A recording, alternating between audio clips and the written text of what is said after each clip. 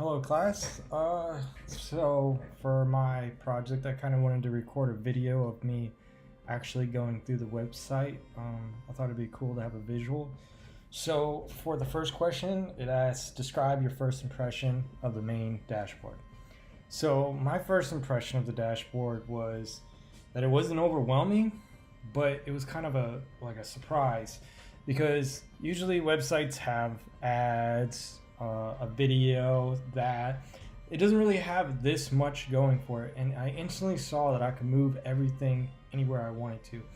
And not only that, I'm pretty sure you can actually change, like if you don't want visitor map up here, you can just switch it out with something else that you would prefer to see. So in short, my first impression of this dashboard is that it's clean, it looks professional, it doesn't look overwhelming. It looks like something I wouldn't mind using if I wanted to track my website. Yeah, I mean, a lot of people might say it's overwhelming, but I mean, I work with a lot of different programs, and this seems pretty simple. You got 1, 2, 3, 4, 5 options going on, and then if you hover over some of the selections, it kind of literally just tells you what that selection is. Here, United States, you got almost 2K visitors. Visits over time, Saturday, March 24th. I can see that I got 12,000 visitors. So my first impression is not overwhelming, just kind of surprised how well it is done. And it feels optimized, like there's no lag. Like if you use AMU's library where it's got that slight lag. So I think it was very well done. Okay, so for question number 2, explain what you are seeing on the metric display. So I'll start over here with the visitor map. I really like this because it tells you the unique visitors, but not only that, you're kind of getting 2 birds with 1 stone. So you can see where most of the visitors are coming by. Looks like India's got like 320 sitting over there. Russia's got 56. So you can clearly see that the United States is getting most of the traffic. Australia being pretty close. Nigeria has only got 3, so that's pretty cool. So then you go to channel types, and so from what I can tell, this looks like it tells you what they're using and how many visits. So the search engine, you got 8,000 people using it, and then these are the keywords that people are using to search for stuff. And then you have the social network, which looks like maybe it's the social network for this website, and it's kind of linked, and you're just tracking how many people are actually going to it. And then this is your 4 total websites. It looks like scuba diving websites. So that's pretty cool. And then visits over time. So this looks to just tell you the total visitors for that day. So you got April 1st, 11,000, 12,000 on the 2nd.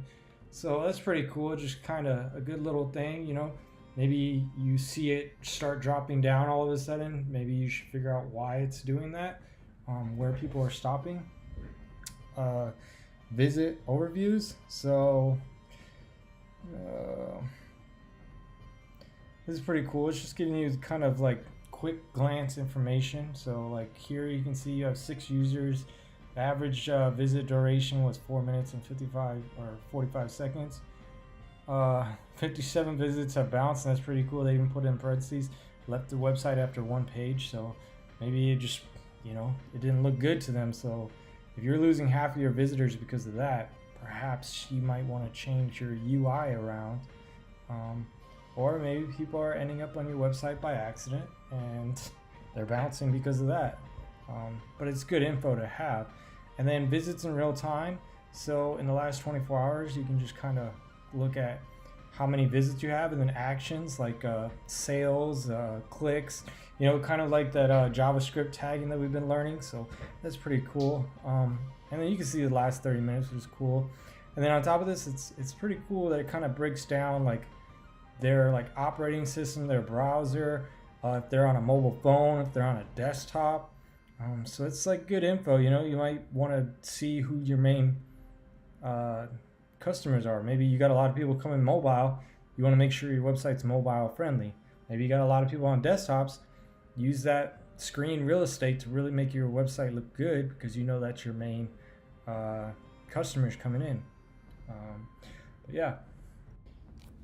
All right, so for the next question, explain where you visited in the demo site and what was the most interesting tool you found and why. So the tool that I really liked was going to visitors and going to user ID. The reason why I like this is because it's specifically identifying a user. I'm assuming this is their login. It tells you their visits and their actions they've taken. But what I really like is you can visit their profile, right? And so right here you can see their first visit, their last visit.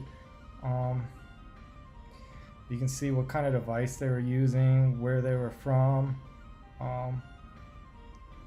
You can see what their browser was, what the resolution center was, what the operating system was.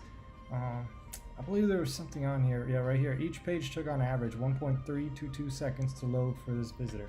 So I really like this because I feel like I can get personal on somebody's account. Like, say the user complains and is having issues, and I see on here it takes 7 seconds for him to load a page. That's not acceptable. That's what's taking so long. User type, candidate, location, Port Douglas, diving rating. So I just really like that feature that you can kind of personalize a little bit. And me personally, I enjoy customer service to be good. And I feel like this would give you the ability to really give some customer service, in a sense that you can see what the issue is, especially like a loyal customer who comes and, spends a lot of time on your website, spending money. But yeah, so that's to answer what I found the most interesting. So for the third question, it asks, how could a tool like this benefit a large or small company? Well, first, it has tons of information. You can move these widgets around, switch them out. You can get a lot of info. There are so many selections here. Custom reports. I mean, I'm sure as a large company, reports are very important, especially in your meetings. Also, I want to note that just like even the visitor map, what if your website is really popular in Russia and you have no idea why? But the only reason you know it's popular in Russia is because you're using software like this. And for a small company, you might find you're onto something that's really popular somewhere else, and you can exploit that and build upon that and become better. So this site is just going to help small companies a lot because you can stay on top of stuff. But even large companies, there's a lot of moving parts, and this allows you to see all those moving parts in a very simple manner. As a big company, you can, the bigger they are, the harder they fall. If you're not paying attention to what's going on, you could fall pretty hard. So something like this would help you stay on top of that kind of stuff. But yeah, that's why I think it would help large and small companies. So for the final question, it asks, how can JavaScript tags benefit an organization in understanding trends and patterns of a site visitor by tagging events, testing for conditions, or as I said before, if you notice a big crowd coming from a location overseas, it might be wise to find out why and what is sparking the rise of that traffic. Maybe you want to know where people came from. How did they get to your site? So JavaScript tagging is just good at setting events and testing for conditions. So I had really fun making this. I hope you guys enjoyed my little video. I thought a live video would be a little bit easier to understand than me just speaking. But I hope everybody has a good week.